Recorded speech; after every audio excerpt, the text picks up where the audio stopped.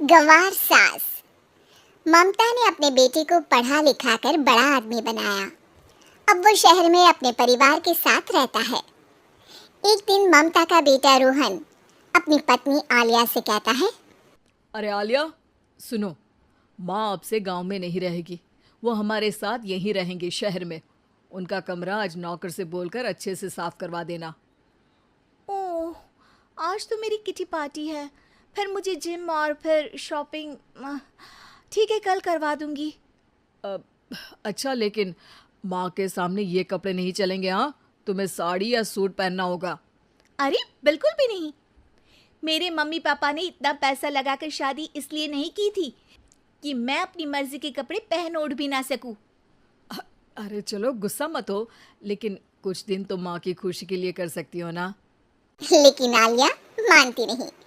माँ आती है सिंपल सी साड़ी, झोला और चप्पल पहन। अरे रोहन, मैं इनके साथ कैसे रहूंगी? मेरी फ्रेंड्स क्या कहेंगी? ये तो पूरी गंवार लग रही है।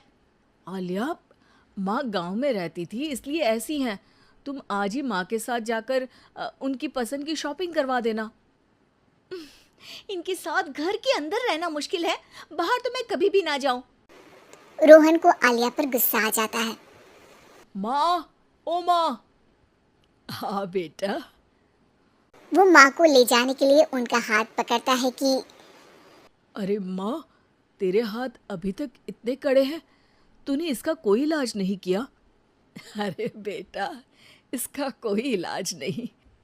वैसे भी मुझे कोई शर्म नहीं कि मेरे हाथ मुलायम नहीं है, क्योंकि इन्हीं हाथों से मेहनत कर मैंने तुझे बनाया है बेटा। अगले दिन माँ, मैं ऑफिस जा रहा हूँ।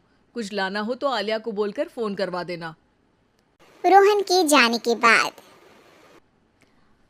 आप ना आज कमरे में ही रहिएगा, घर में पार्टी है, मेरी सहेलियां आ रही हैं। मैं उन लोगों के सामने आपको नहीं ला सकती हूँ। ठीक है बहू, लेकिन तुम कहो तो मैं कुछ खाने को बना दूँ तुम लोगों की पार्टी के लिए। वो लोग सिर्फ कॉन्टिनेंटल या थाई फूड ही खाते हैं। कोई बात नहीं, कभी इंडियन खिलाने वाला कोई मिला नहीं होगा ना। मैं बनाकर कमरे में चली जाऊंगी। जैसे आपकी मर्जी। आलिया के घर उसकी दोस्त आती हैं। पार्टी होती है। अरे वाह आलिया, ये क्या है खाने में? बड़ा ही स्वादिष्ट है यार, इसकी रेसिपी मुझे चाहिए। हाँ, और ये दाल, ओ माय गॉड, मैंने तो किसी 5 स्टार में भी ऐसी दाल नहीं खाई है यार। तू कुक को यहाँ बुलाना। अब आलिया घबरा जाती है। हाँ हाँ हाँ हाँ, क्यों नहीं। माँ जी जरा बाहर आइए। आलिया की सास सिंपल सी साड़ी और गांव के अंदाज में आती है। अरे बहू, क्या हुआ? खाना पसंद नहीं आया क्या? बहू? अरे ये गांव से दिखने वाली औरत तुम्हें बहू क्यों बोल रही है? कौन है ये? वो हमारी नई नौकरानी है। सास बहू की बात सुनकर बहुत दुखी हो जाती है। वो सर झुकाकर जा ही रही होती है कि एक सहेली बोल पड़ती है। अरे कहाँ जा रही हैं माँ जी? वो उठकर उनके पैर छूती है। जीती रहो बेटा। क्या है ना, आपकी शक्ल बिल्कुल मेरी माँ जैसी है। पता है आलिया, मैं शहर पढ़ने आई और फिर शहरी हो गई, लेकिन मेरे माँ पापा तो आज भी गांव में रहते हैं। बिल्कुल इनके जैसे ही हैं। आप यहाँ बैठिए ना आंटी, आप सच में बड़ी खूबसूरत है और आपके हाथ का खाना तो लाजवाब है। काश ये मेरी सास होती। सभी सहेलियां सास को घेर कर बैठ जाती हैं और उनसे खाने की रेसिपी पूछ रही होती है कि तभी घर की बेल बजती है और रोहन आता है। अरे क्या बात है, आज आप लोग हमारे घर में? और ये लोग तो मुझे आलिया से ज्यादा माँ की सहेलियाँ लग रही हैं। क्या ये आपकी माँ है?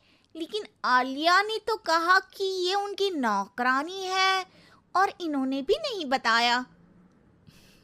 वो नहीं बताएंगी, क्योंकि उनके लिए बच्चों की इज्जत और उनकी खुशी सबसे पहले है। मुझे माफ कर दो, मुझे इन्हें तुम लोगों से मिलवाने में शर्म आ रही थी कि तुम लोग क्या कहती। अरे अब तो हमें शर्म आ रही है कि तुम हम लोगों की सहेली हो। हाँ, जो माँ जैसी सास को नौकरानी बोले वो हमारी सहेली नहीं हो सकती। ये बोलकर सभी वहां से जाने लगती है कि सास बोलती है। आलिया की तरफ से मैं तुम लोगों से माफ़ी मांगती हूँ। उसने जो कहा उसके लिए मैं उसे माफ़ करती हूँ। अब तुम लोग भी उसे माफ़ कर दो, क्योंकि अगर तुम लोगों ने उससे दोस्ती तोड़ी तो फिर मेरे हाथ का खाना कैसे खाओगी? नहीं नहीं आंटी, जरूर आएंगे, लेकिन अब आलिया की नहीं बल्कि आपकी सहेली बनकर।